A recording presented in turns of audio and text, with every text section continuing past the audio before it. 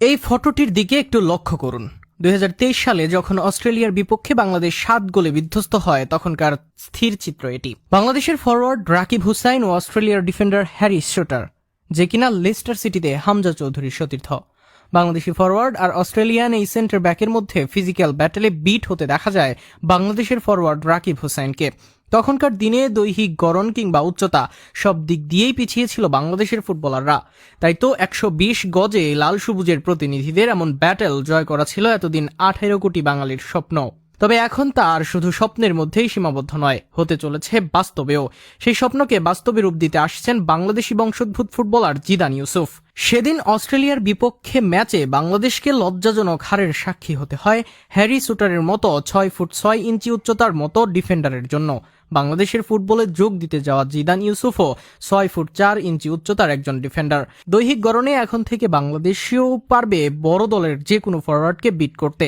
লাল সবুজের দলটিতে রয়েছে এমন ফুটবলারও। বাংলাদেশের বয়সভিত্তিক দলের সুযোগ পাওয়া কে এই জিদান ইউসুফ? লন্ডনে জন্ম নেওয়া 18 বর্ষী সেন্টার ব্যাক হলো এই ফুটবলার। 6 ফুট 4 ইঞ্চি উচ্চতার এই ডিফেন্ডার বর্তমানে ওয়ালটন অ্যান্ড হেরমার্শ এফসির মূল দলের হয়ে খেলে থাকেন। হ্যানউর্থ অনূর্ধ্ব 18 দল থেকে ওয়ালটন অ্যান্ড হেরশাম এফসির অনূর্ধ্ব 18 দলে যোগ দেন তিনি।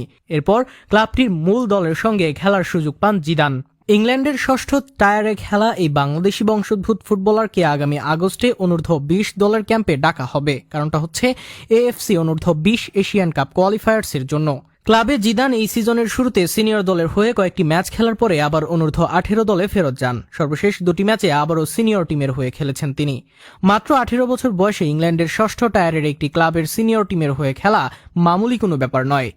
ষষ্ঠ টায়ারের ক্লাব দেখে নাক সিটকানোর কিছুই নেই। ইংল্যান্ডের ফুটবল পিরামিডের তাৎপর্য অনুধাবন করতে পারলে বোঝা যায় কতটা প্রফেশনাল ও কম্পিটিটিভ এই লিগ।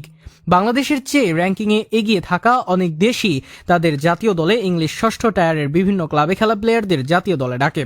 সর্বশেষ ফিফা উইন্ডোতেও বাংলাদেশের চেয়ে র্যাঙ্কিংয়ে এগিয়ে থাকা অনেক দেশ ইংলিশ ষষ্ঠ টায়ার থেকে প্লেয়ারদের জাতীয় দলে ডেকেছে। এছাড়া র্যাঙ্কিংয়ে পিছিয়ে থাকলেও শক্তিমত্তায় বাংলাদেশের সমকক্ষ এমন বেশ কিছু দেশও প্লেয়ার ডেকেছে ইংলিশ সিক্সথ টায়ার থেকে। বাংলাদেশের যুব ফুটবলাররা আন্তর্জাতিক অঙ্গনে সাম্প্রতিককালে অনেকটা সফলতা অর্জন করেছে, তবে তার নেপথ্যে রয়েছে বাংলাদেশি বংশোদ্ভূত ফুটবলাররা। সেই ধারা বজায় রাখতে জিদান ইউসুফের মতো প্রতিভাকে সুযোগ করে দেওয়া হচ্ছে। আপাতত বয়স ভিত্তিক ফুটবলে ভালো করাই লক্ষ্য। সিনিয়র দলে যোগ দেওয়া প্রসঙ্গে এখনও কোনো পরিকল্পনা নেই ফুটবলকে ঘিরে।